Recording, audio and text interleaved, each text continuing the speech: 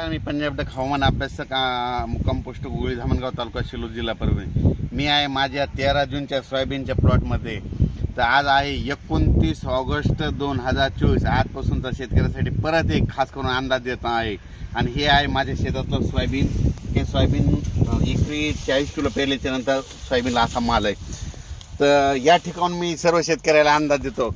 सर्व शेतकऱ्याला माझी विनंती आहे, आपलं उत्तर महाराष्ट्र, पश्चिम महाराष्ट्र, मध्य महाराष्ट्र, मराठवाडा, पश्चिम विदर्भ, पूर्व विदर्भ सगळ्या विभागातल्या सर्व शेतकऱ्यांना विनंती आहे, तुम्ही काय करा, आणखीन म्हणजे उद्या 30 ऑगस्ट आणि 31 ऑगस्टपर्यंत तुम्ही तुमच्या शेताची कामे करून घ्या। वाटल्यास ऊस असेल तर खत टाकून घ्या। त्याच्यानंतर एखादं उडीद काढायचं राहिलं असेल तर ते काढून झाकून ठेवा। ज्यांचा मूग काढायचा असेल तर ह्या 2 दिवसात काढून झाकून ठेवा।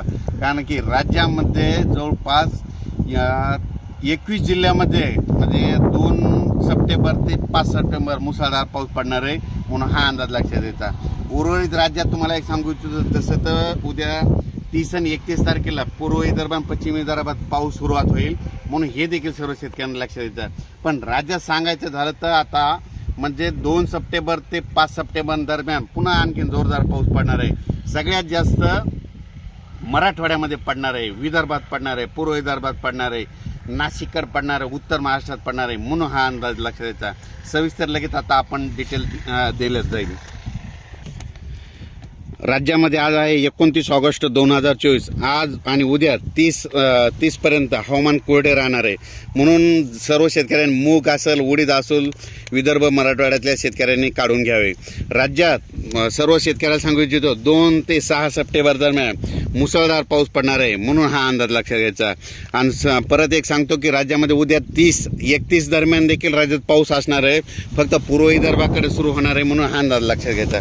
पण राज्यात सांगायचं झालं तर आपण तुम्हाला एक माहीत असं म्हणून सांगतो की उत्तर महाराष्ट्रामध्ये खूप पाऊस पडला आणि शेतकऱ्याचं खूप अतोनात नुकसान झालं, काहींचा फायदा झाला। पण त्या उत्तर महाराष्ट्रातल्या सर्व शेतकऱ्याला सांगतो की तुम्ही आज 29, 30 आणि 31 दरम्यान तुमच्या काही भागामध्ये सूर्यदर्शन दुपारनंतर 3:30च्या नंतर पाऊस देखील येईल म्हणून हा अंदाज लक्षात घ्यायचा। पण उत्तर महाराष्ट्रातल्या सर्व शेतकऱ्याला सांगू इच्छितो की तुम्ही 2 तारखेच्या आत तुमच्याकडे ऊस असेल किंवा कांदा असेल, कांद्याची रोपं असेल तर तुम्ही ह्या 30, 31 आणि 1 तारखेपर्यंत तुमच्या भागात हवामान कोरडं राहणार आहे। उत्तर महाराष्ट्रामध्ये म्हणजे नंदुरबार, धुळे, जळगाव, नाशिक या भागामध्ये कोरडं राहणार आहे म्हणून तुम्ही तुमचे ऊसाला खत वगैरे टाकायचं तर टाकून घ्या। पण तुमच्या उत्तर महाराष्ट्रामध्ये 2 तारखेपासून ते 5 तारखेपर्यंत जसा आता मागं पाऊस पडला तसा जोराचा पाऊस पडणार आहे। पुन्हा गोदावरीला पाणी येणार आहे, पुन्हा ते गोदावरीला पाणी आल्याच्यानंतर पुन्हा ते जायकवाडीकडे पाणी जाणार आहे आणि पुन्हा जायकवाडीची पाण्याची पातळी वाढणार आहे म्हणून हे अंदाज लक्षात घ्यायचा। आज सांगायचं झालं तर जायकवाडी धरण जवळपास 70% भरलं। आपण मागच्या अंदाजात सांगितलं होतं की राज्यामध्ये 1 सप्टेंबरपर्यंत 50च्या पुढं जाईल आणि त्याच्यानंतर दुसरा अंदाज दिला की 80पर्यंत जाईल। आणि सर्वांना आणखीन एक आनंदाची बातमी सांगतो की हे 80 तर आता ह्या 2-3 दिवसातच 80पर्यंत 78-80पर्यंत जाईल। पण सर्वाला एक परत मराठवाड्याची ताण भागवणार आहे, जायकवाडी धरण 100% ह्या सप्टेंबरमध्ये भरणार आहे म्हणून ही परत आनंदाची बातमी। आणि त्या जायकवाडीचं देखील पाणी भरल्याच्या नंतर पाणी सोडावं लागणार आणि त्याचं पाणी जे त्याच्या खाली जे बंधारे येतं जवळपास 10-12 बंधारे ते देखील भरणार आहेत म्हणून हे देखील बंधारावाल्यासाठी आनंदाची बातमी। परत सर्व शेतकऱ्याला सांगू इच्छितो अंदाज आता सविस्तर विभागावर बघू। पूर्व विदर्भ उद्या 30 आणि 31 तारखेला पूर्व विदर्भात देखील थोड्या प्रमाणात म्हणजे भाग बदलत पाऊस सुरू होणार आहे म्हणून हा अंदाज लक्षात द्यायचा। पण पूर्व विदर्भामध्ये 1 तारखेपासून 4 तारखेपर्यंत जोरदार पाऊस पडणार आहे, वडे नाले पडणार आहे आणि विशेष म्हणजे सिद्धेश्वर धरण, येलदरी धरण आणि त्याच्यामुळे विदर्भातली छोटी छोटी धरणं त्याच्यात पाणी येणारा असा पाऊस पडणार आहे। म्हणजे 2 तारखेचे 4 दरम्यान हे विदर्भ पूर्व विदर्भातल्या शेतकऱ्यांनी हा अंदाज लक्षात द्यायचा। त्याच्यानंतर पश्चिम विदर्भात म्हणजे उद्या 30 आणि 31 तारखेला तुमच्या पश्चिम विदर्भात तुरळक ठिकाणी पाऊस येणार आहे। पण तुमच्या पश्चिम विदर्भात मात्र 1 तारखेपासून ते 4 तारखेदरम्यान जोराचा पाऊस पडणार आहे। तुमचे छोटे छोटे तळे देखील भरणार आहेत, वडे नाले एक होणार आहेत म्हणून हे अंदाज लक्षात घ्यायचा। म्हणजे पश्चिम विदर्भातल्या 5 जिल्ह्यातल्या सर्व शेतकऱ्यांना सांगू इच्छितो की 1 सप्टेंबर ते 4 सप्टेंबर दरम्यान तुमच्या भागामध्ये जोरदार पाऊस पडणार आहे म्हणून हा अंदाज लक्षात घ्यायचा. त्याच्यानंतर आता वळूत मराठवाड्याकडे. मराठवाड्यामध्ये काय झालं, काल मी जालनामध्ये रोहिलाकडे या ठिकाणी गेल्याच्या नंतर तिथं काय झालं, पाऊसच पडला नाही.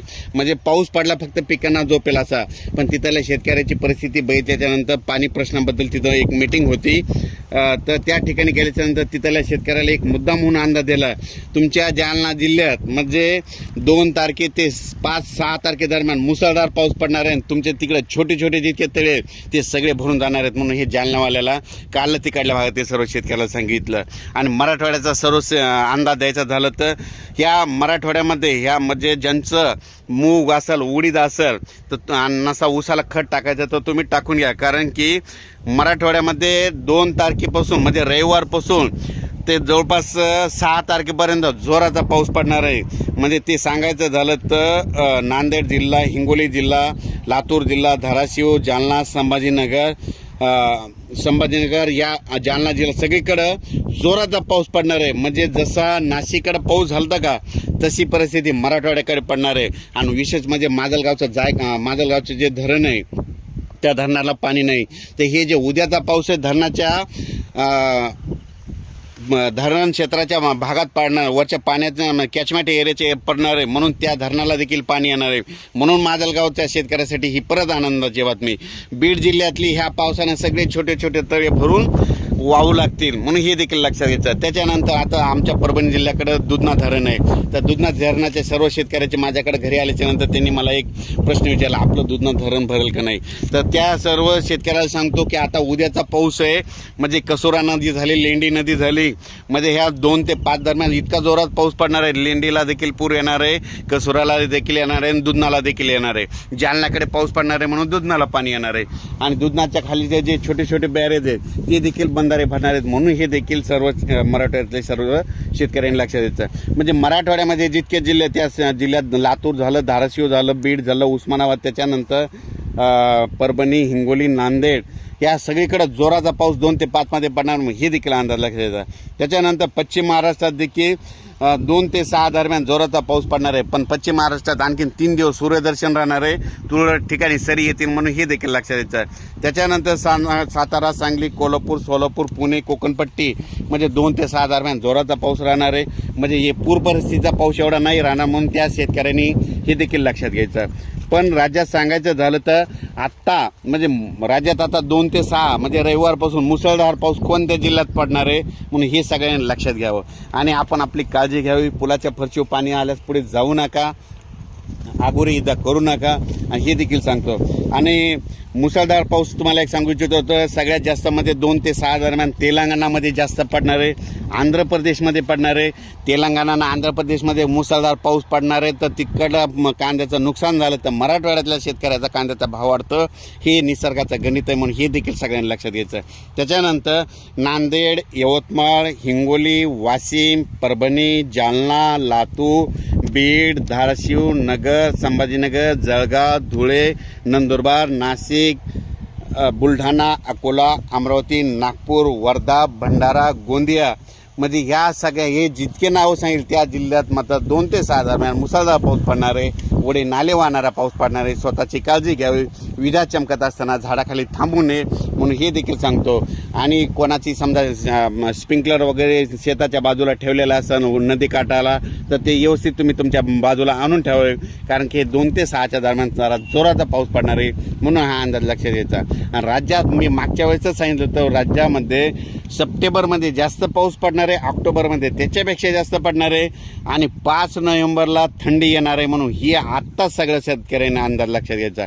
परत अचानक वातावरणात बदल झाला तर परत एक मेसेज दिला जाईल. लगेच 2-2 दिवसाला प्रत्येक 2 दिवसाला अपडेट दिले जाईल जोपर्यंत पाऊस आहे म्हणून हे देखील लक्षात येतं. पण राज्यात सांगू इच्छितो ह्या 3 दिवसात थोडं काही भाग ऊन म्हणजे कडक सूर्यदर्शन होऊन दुपारच्या नंतर तुरळक ठिकाणी तुम्हाला आजूबाजूच्या परिसरात 10-20 किलोमीटरच्या अंतरानं पाऊस पडलेला दिसेल म्हणून हे लक्षात येतं.